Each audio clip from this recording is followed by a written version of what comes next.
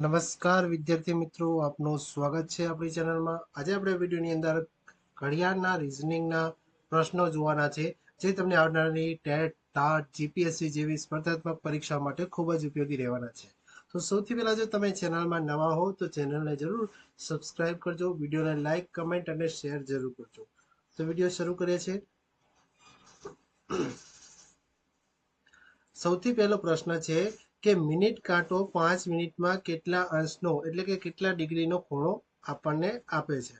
તો અહીંયા shortcut trick કઈ રીતે યાદ રાખવાની કે સૌથી પહેલા તમને ખબર હોવી જોઈએ કે મિનિટનો કાંટો જે છે 1 મિનિટમાં 6 ડિગ્રી ફરે છે। તો અહીંયા વાત કરેલી છે 5 મિનિટ, બરાબર। 1 મિનિટમાં 6 ડિગ્રી ફરે છે તો 5 વડે ગુણી નાખશો તો આપણને 30 ડિગ્રી ફરે છે, બરાબર। એટલે ઓપ્શન બી તમારો સાચો જવાબ આવશે। હવે અહીંયા નોંધની વાત કરીએ કે કલાક કાંટો 1 મિનિટમાં 0.5 ડિગ્રી ફરે છે, આ તમારે યાદ રાખવાનું છે, બરાબર। નેક્સ્ટ પ્રશ્ન તરફ જઈએ છીએ। 3 વાગ્યા અને 25 મિનિટે ઘડિયાળના બંને કાંટા વચ્ચે કેટલા અંશનો ખૂણો બનશે?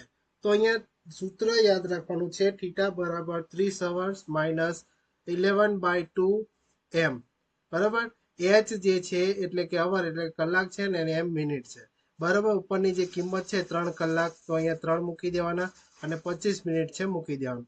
90 માઇનસ 137.5 કરશો તો અહીંયા તમને માઇનસમાં જવાબ આવશે, પરંતુ ડિગ્રી છે માઇનસમાં આવતી નથી, બરાબર। તો અહીંયા 47.5 અંશ નો ખૂણો બનશે, બરાબર। 3 વાગ્યા ને 25 મિનિટે ઘડિયાળના બંને કાંટા વચ્ચે 47.5 અંશ તમને જોવા મળશે। ઓપ્શન એ તમારો સાચો જવાબ આવશે। નેક્સ્ટ પ્રશ્ન તરફ જઈએ છીએ। 4 વાગ્યા ને 30 મિનિટે કલાક અને મિનિટ કાંટા વચ્ચે કેટલા અંશનો ખૂણો બનશે? તો સૂત્ર એ છે 30 અવર્સ માઇનસ 11/2 એમ। 4 કલાક છે અને 30 મિનિટ છે, ગણતરી કરીએ 120 માઇનસ 165, અહીંયા તમને જવાબ -45 આવે છે, પરંતુ માનક એટલે કે એબ્સોલ્યુટ જે વેલ્યુ હોવાથી જવાબ જે છે હંમેશા પોઝિટિવ જ આવશે, બરાબર। એટલે કે 45 અંશ તમારે આવશે, બરાબર। ઓપ્શન બી તમારો સાચો જવાબ રહેશે। નેક્સ્ટ પ્રશ્ન જોઈએ। 10 કલાક ને 40 મિનિટ છે એ વાગે બંને કાંટા વચ્ચેનો પ્રતિવર્તી કોણ એટલે કે રિફ્લેક્સ એંગલ એટલે એક વધારે પોઈન્ટ અહીંયા એડ થઈ જશે। તો સૌથી પહેલા જે આગળનો જે પોઈન્ટ હતો એ જ સૂત્ર પહેલા વાપરવાનું છે, 30 અવર્સ માઇનસ 11/2 એમ।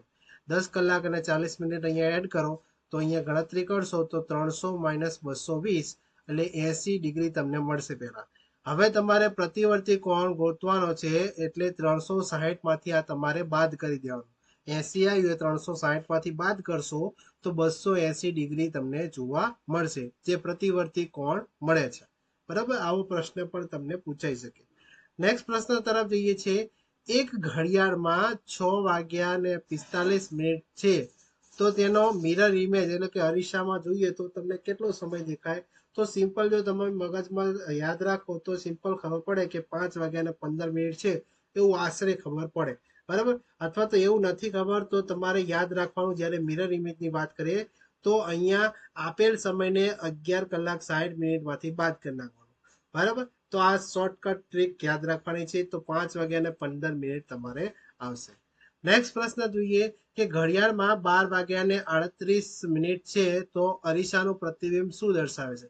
તો હવે શું છે, આપણે આગળ જોયું તો એ સવારનો સમય આસપાસ હોય, પણ આ બપોરનો સમય ઉપર જતું રહે તો તમારે અહીંયા યાદ રાખવાનું કે જ્યારે સમય 11 થી 1 વચ્ચે હોય ત્યારે 11:60 ને બદલે 23:60 એટલે કે 24 કલાકના સંદર્ભમાં તમારે લખવાનું, એટલે કે 23:60 માંથી બાદ કરવાનું।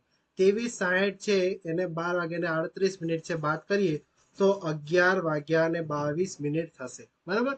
તો ઓપ્શન બી તમારો સાચો જવાબ આવશે। આ પણ શોર્ટકટ ટ્રીક તમારે યાદ રાખવાની રહેશે।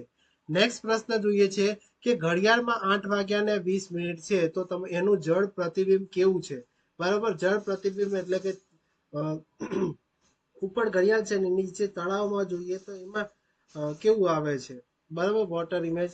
તો અહીંયા પાણી માટે સમયને શું કરવાનું છે? 18:30 માંથી બાદ કરવાનું છે, બરાબર। 18 વાગ્યા અને 30 મિનિટ, બરાબર।